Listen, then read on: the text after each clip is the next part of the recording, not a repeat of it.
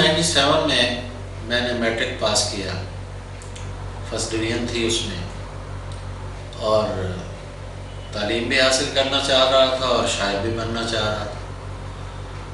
اس زمانے میں ریڈیو پاکستان ملتان کے پروگرام میں سنا کرتا تھا۔ ملتان سینٹر سے جو ادبی پروگرام آتا تھا اس میں اکثر مجید امجد کے بارے میں گفتگو ہوتی تھی۔ مجید امجد کا انتقال تو تقریباً 5 برس پہلے ہو گیا تھا، لیکن ان پر گفتگوؤں کا سلسلہ جو ہے وہ جاری و ساری تھا۔ میں ان کی نظموں سے بہت متاثر تھا، ان کی شخصیت سے بہت متاثر تھا۔ میں نے سوچا کہ میں ان سے تو نہیں مل سکا، تو کیوں نہ میں اس شہر میں جا کر تعلیم حاصل کروں جسے ساہیوال کہتے ہیں۔ تو میں اس جامنو کے شہر میں چلا گیا۔ مجید امجد تو نہیں ملے، مگر مجید امجد کی شاعری کا جو ماحول ہے، جو فضا ہے، وہ کیفے ڈی روز، اسٹیڈیم ہوٹل، اس کے مالک جوگی، اور فرید ٹاؤن میں ان کا فلیٹ، اور گورنمنٹ کالج ساہیوال کے وہ لان جس میں وہ سیر کیا کرتے تھے، وہ ساری چیزیں مجھے ملی۔ میں نے وہاں لوگوں سے مجید امجد کے بارے میں گفتگو کرنا چاہی، تو مجھے یہ کہتے ہوئے کوئی وہ آر محسوس نہیں ہو رہی کہ وہاں ایک آدمی بھی ایسا نہیں ملا مجھے جو مجید امجد کے بارے میں گفتگو کرے۔ ایک شاعر ملے، میں نے کہا جی مجید امجد، کہتے ہاں وہ نظم کے شاعر تھے۔ تو میں نے کہا ان کے بارے میں کچھ بتائیے، کہتے نہیں وہ نظم لکھتے تھے، میں غزل کا شاعر ہوں اور مجھے نظم سے کوئی تعلق نہیں۔ تو مجھے بہت افسوس ہوا کہ ایک بین الاقوامی سطح کا شاعر جو اس شہر میں رہا ہے، اس کے بارے میں اس کے جاننے والے بھی نہیں جانتے۔ وہ دیکھتے تھے کہ مجید امجد ہے، سائیکل پہ آ رہا ہے ایک شخص، انہیں نہیں معلوم تھا کہ یہ سائیکل پر سوار ہو کر کائناتوں کا سفر کرتا ہے، اور ایک بہت بڑا شاعر ہے، بہت بڑا پڑھا لکھا شاعر ہے۔ چنانچہ میں نے شب رفتہ کے بعد کتاب شائع ہوئی جو ان کی، وہ میں نے لی اور میں نے پڑھنا شروع کیا، اور مجید امجد کو میں نے وہاں بسر کیا۔ گیا تھا میں ایف ایس سی کرنے، لیکن شاعری کا جنون جو ہے وہ تعلیم پر غالب آ گیا، اور نتیجتاً میں ایف اے کا امتحان دے کر واپس آ گیا۔ وہ بھی پوری طرح پاس نہیں ہوا۔ یہاں آ کر بڑے بھائی جو ہیں وہ اسکول ٹیچر ہو چکے تھے اس وقت تک، مجھے بھی اسکول ٹیچنگ کورس کے لیے ملتان بھیج دیا گیا۔ وہ خیر میں نے کسی نہ کسی طرح کر لیا کورس۔ تو وہاں ملتان کا بھی مجھے ایک واقعہ بہت یاد آتا ہے، وہ نہیں بھولتا کبھی۔ نارمل اسکول میں جہاں میں زیر تعلیم تھا، وہاں کی لائبریری بڑی اچھی تھی، وہ کتابیں بھی میں نے پڑھی، اور شام کو میں کینٹ جایا کرتا تھا۔ کینٹ میں کاروان بک سینٹر ہے، وہاں کے مالک غالباً ان کا نام عمر علی خان تھا۔ تو میں جا کے کتاب اٹھاتا، اس میں سے 2-3 غزلیں پڑھ کے وہ کتاب رکھ دیتا، پھر اور کتاب اٹھا لیتا۔ وہ مسلسل نوٹ کرتے رہے، 2-3 دن ایسا ہوتا تھا۔ کتاب میں خریدتا نہیں تھا، پیسے تھے نہیں، کہاں سے خریدتا، لیکن پڑھنے کا شوق بہت تھا۔ ایک دن مجھے کہنے لگے برخوردار کہاں سے آتے ہو؟ میں نے کہا جی میں اسکول ٹیچنگ کر رہا ہوں اور شاعری کا شوق ہے، پڑھنے کا بہت شوق ہے۔ کہتے ہیں آپ ایسا کرو، آپ مختلف کتابیں نہ اٹھایا کرو، جو کتاب پڑھنی ہو وہ اٹھا کے وہ سائڈ پہ ایک کرسی پڑی ہے وہاں بیٹھ جایا کرو، اسے پڑھ کے اور شام کو رکھ کے چلے جایا کرو۔ چنانچہ یہ میری روٹین تھی، اور میں آتا تھا اور میں پڑھتا تھا۔ اسکول ٹیچنگ کا جب میں کورس کر کے واپس آیا تو یہاں وہ ملازمت بھی مجھے مل گئی، لیکن شاید اللہ تعالیٰ نے میرے بارے میں کچھ اور سوچا ہوا تھا۔ میں اس زمانے میں رسک بہت لیتا تھا۔ میں نے اچانک نوکری چھوڑی اور میں لاہور چلا گیا۔ یہاں میری تنخواہ کچھ زیادہ تھی، وہاں جا کے میں 700 روپے پہ روزنامہ جنگ میں ملازم ہو گیا، پروف ریڈر، اور وہ تقریباً میں نے 1985 تک وہ جاب کی میں نے، یعنی اکتوبر 1981 میں وہاں گیا اور 85 تک میں نے وہ جاب کی۔ اس دوران میں شاعری پڑھتا رہا، دیکھتا رہا کہ عہد حاضر میں کیا کیا شاعری ہو رہی ہے۔ اسی دوران میں ظفر اقبال کی کتاب آب رواں مجھے ملی، وہ میں نے بہت پڑھی، اسے سمجھنے کی کوشش کی۔ اس زمانے میں وہ ایک نئی سینسیبلٹی کی کتاب تھی، تو اس کتاب نے میری بہت رہنمائی کی۔ پھر ایک دن ایسا ہوا، میں روزنامہ جنگ میں شعبہ پروف ریڈنگ میں بیٹھا ہوا تھا، رات کی ڈیوٹی تھی میری، تو میں ایسے ٹیبل پر یوں سر رکھ کے بیٹھا ہوا تھا اور مجھے نیند آ گئی تھی۔ تو ایک صاحب تھے جو ایڈیٹر تھے، اللہ ان کا بھلا کرے، اس وقت تو مجھے بہت برا لگا ان کا عمل، آج میں سوچتا ہوں کہ وہ میرا محسن ہے، اللہ تعالیٰ اس کو بہت سکون دے اور بہت کرم کرے اس پر۔ تو اس محسن نے آ کر مجھے بازو پکڑا، بازو ایسے کھینچا اور میرے سر جو ہے اس میں یوں ایسے جھٹکا لگا۔ اس نے کہا کہ یہ تم نوکری کرتے ہو یا سونے کے لیے آتے ہو؟ میری بہت انسلٹ کی۔ پھر انہی دنوں میں کوشش کر رہا تھا کہ میں پروف ریڈر سے بن جاؤں سب ایڈیٹر۔ تو اس نے مجھے اپنے روم میں بلا کر کہا کہ بیٹا میری زندگی میں تم سب ایڈیٹر نہیں بن سکتے۔ تو وہ that was the turning point of my life. میں نے اس دوران بی اے کر لیا تھا اور ایک دن گورنمنٹ کالج لاہور میں گیا، وہاں انٹرویو دیا، ایم اے کے داخلے کھلے ہوئے تھے۔ مرحوم ڈاکٹر سید معین الرحمان، پروفیسر صابر لودھی، انہوں نے میرا انٹرویو کیا۔ معین الرحمان صاحب نے پوچھا کہ اگر ہم آپ کو ایڈمیشن دے دیں تو آپ آئیں گے؟ میں نے کہا جی میری تو بڑی پرانی خواہش ہے کہ میں گورنمنٹ کالج کا اسٹوڈنٹ بنوں 1977 سے، کہ وہاں داخلہ لوں، لیکن میرا میرٹ نہیں تھا۔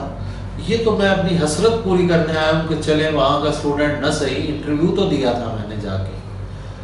تو انہوں نے کہا اچھا دیکھتے ہیں۔ رات کو میں بیٹھا ہوا تھا شعبہ پروف ریڈنگ میں، تو پروفیسر صابر لودھی صاحب کا فون آیا۔ انہوں نے کہا برخوردار ہم نے آپ کا ایڈمیشن کر لیا ہے اور آپ اسٹوڈنٹ ہیں اور آئیں۔ پھر میں گورنمنٹ کالج لاہور میں جب گیا تو میں ہمیشہ کے لیے جنگ کی سیڑھیاں اتر گیا، میں نے وہ نوکری چھوڑ دی۔ جیسا کہ میں نے پہلے کہا، میں نے زندگی میں بڑے رسک لیے ہیں، میں نے کبھی یہ نہیں سوچا کہ یہ کام چھوڑنے کے بعد میرا کیا بنے گا، کہ اللہ پر بھروسہ ہے۔ اور آج میں سوچتا ہوں کہ وہ وقت کیسے گزر گیا۔ گورنمنٹ کالج لاہور میں پڑھا، فرسٹ ڈویژن لی، ایم اے اردو میں رول آف آنر لیا، اور جو میرے لیے بڑا اعزاز ہے کہ گورنمنٹ کالج کا جو ادبی میگزین ہے راوی، اس کا بھی میں ایڈیٹر رہا۔ 87 کا جو شمارہ ہے اس پر میرا مدیر کے طور پہ نام لکھا ہوا ہے۔ آج بھی میں سوچتا ہوں تو بہت سرشاری محسوس ہوتی ہے اور اللہ کا شکر ادا کرتا ہوں۔ وہاں سے فارغ ہونے کے بعد میں سوچا کہ اب کیا کروں۔ روزنامہ مساوات شروع ہونے والا تھا، تو احمد ندیم قاسمی صاحب کے یوں سمجھیے کہ بہنوئی اور بھانجے، بیک وقت وہ بہنوئی بھی تھے اور بھانجے بھی تھے، ظہیر بابر بہت بڑے جرنلسٹ تھے، سگے بھانجے تھے ان کے، اور ان کی منہ بولی بہن خدیجہ مستور۔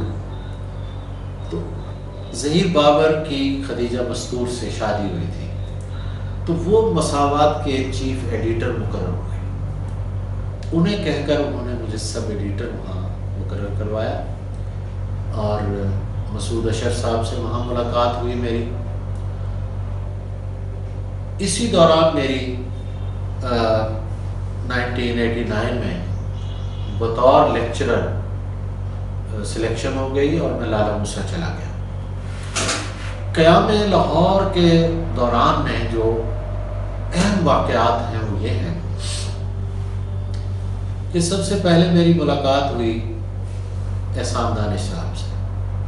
احسان دانش صاحب پیرالائز تھے، فالج کی وجہ سے وہ اپنے ایک لکڑی کا ایک تخت تھا اس پہ بیٹھے رہتے اور نیچے نہیں اتر سکتے تھے۔ تو میں اکثر ان کے پاس جایا کرتا۔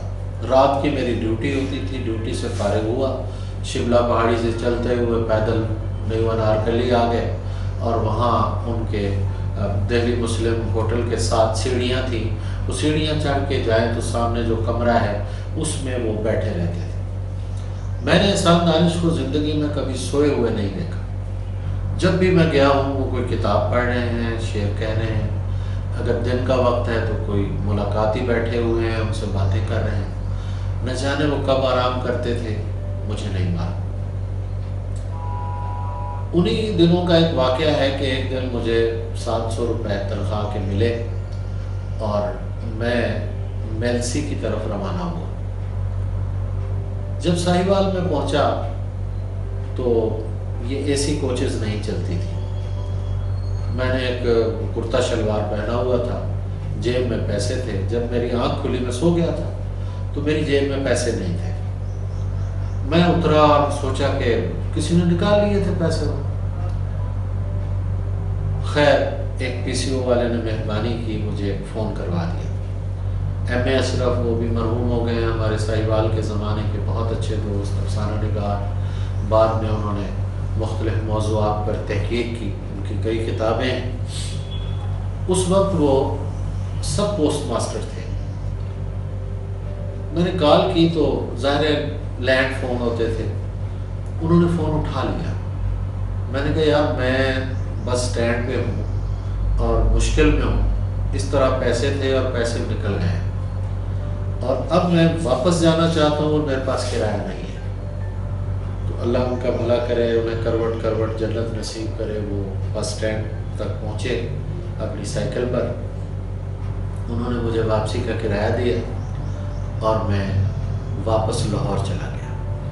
لاہور بھی میں بس سٹینڈ سے اترا اور کسی طرح احسان دانش کے پاس پہنچا۔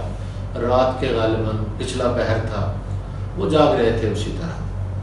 مجھے کہتے ہیں تم تو گھر گئے ہوئے تھے۔ میں نے کہا جی اس طرح پیسے میری جیب سے نکل گئے۔ تو کہنے لگے یہ بڑے لانتی لوگ ہوتے ہیں جو کسی کی محنت کو اڑا کے لے جاتے ہیں۔ خیر انہوں نے مجھے تسلی دی اور اس کے بعد میں اجازت لینے لگا۔ کہتے نہیں یہ سامنے صوفہ جو ہے اسی پر لیٹ جاؤ۔ بہت تھکا ہوا تھا میں وہیں لیٹ گیا۔ صبح میں اٹھا، اپنے رواز گارڈن میں ایک چھوٹا سا ہم نے ایک فلیٹ لیا ہوا تھا، وہاں گیا میں۔ تو جب آدمی گھر جاتا ہے کپڑے چینج کرتا ہے، جیبوں کے کاغذات وغیرہ نکالتا ہے، تو میں نے عادتاً جیب میں ہاتھ ڈالا تو اس میں 700 روپے موجود تھے۔ میں بڑا حیران ہوا، میں نے کہا یار میں تو خالی جیب تھی میری، پیسے کہاں سے آ گئے؟ خیر میں انہی قدموں پہ واپس گیا، دانش صاحب سے کہا کہ دیکھیں آپ نے اچھا نہیں کیا، آپ نے کیوں میری جیب میں پیسے ڈالے؟ وہ کہنے لگے کہ بھائی پیسے میں نے نہیں ڈالے۔ میں نے کہا اگر آپ نے نہیں ڈالے، باقاعدہ ہوش و حواس میں نے اپنی جیب دیکھی، پیسے نہیں تھے، وہاں سے میں ادھار لے کے آیا ہوں یہاں، اور یہ پیسے کیسے آ گئے؟ میں آج بھی سوچتا ہوں تو مجھے عجیب سا محسوس ہوتا ہے کہ وہ فالج زدہ شخص کیسے اترا ہوگا نیچے اور کیسے اس نے آ کے میری جیب میں وہ پیسے ڈالے ہوں گے۔ یقیناً وہ پیسے انہوں نے ہی ڈالے تھے میری جیب میں، یہ ایسے بڑے لوگ تھے۔ وہ احسان دانش ایک دفعہ 1982 میں مارچ کا واقعہ ہے، میں گیا، مغرب کا وقت تھا، تو وہ سوئے ہوئے تھے۔ میں حیرت زدہ ہوا کہ یہ سوئے ہوئے کیوں ہیں، یہ تو کبھی نہیں سوتے، آج کیسے سو گئے یہ؟ خیر میری آہٹ سے ان کی آنکھ کھل گئی اور اٹھ کے بیٹھ گئے۔ میں نے کہا نہیں آپ سو جائیے احسان صاحب. کہتا نہیں میں جاگ گیا ہوں، بس میں ابھی بھاول نگر کے مشاعرے سے آیا تھا تو میں نے کہا ذرا میں کمر لگا لوں اور تھوڑا سا ریلیکس ہو جاؤں. ان سے باتیں ہونے لگی، بہت سی باتیں ہوئی. وہ ایک لمبی تفصیل ہے، لیکن جب میں اٹھنے لگا کوئی تقریباً 9:30 بجے کے قریب، تو میں نے انہیں کہا کہ کل میری چھٹی ہے اور آپ ایک مشاعرے میں جا رہے ہیں، اس مشاعرے میں مجھے بھی ساتھ لے چلیں. یوم پاکستان کے حوالے سے الحمرا میں مشاعرہ ہے. تو کہنے لگے کہ بیٹا اگر میرے ساتھ چلنا ہے تو 4 بجے آنا. میں نے کہا احسان صاحب مشاعرہ رات 8 بجے ہے اور آپ 4 بجے کا کہہ رہے ہیں، میں کیسے آپ کے ساتھ جا سکتا ہوں؟ تو کہنے لگے اگر میرے ساتھ چلنا ہے تو 4 بجے آنا. میں خیر چلا گیا گھر. موبائل نہیں ہوتے تھے، ریڈیو نہیں تھا، کچھ نہیں، اخبار بھی گھر میں نہیں تھا. میں سارا دن اپنی چھٹی کا بڑا نہایا دھویا اور اس طرح تیار ہوا کہ 4 بجے میں احسان دانش کے اس گھر پہ پہنچوں. جب میں چلتا چلاتا پہنچا، انارکلی میں دیکھا تو آگے ایک سائن بورڈ لگا ہوا ہے، اس پہ لکھا ہوا تھا کہ احسان دانش کا جنازہ 4 بجے اٹھایا جائے گا. تو یہ احسان دانش تھے ہماری زندگی میں.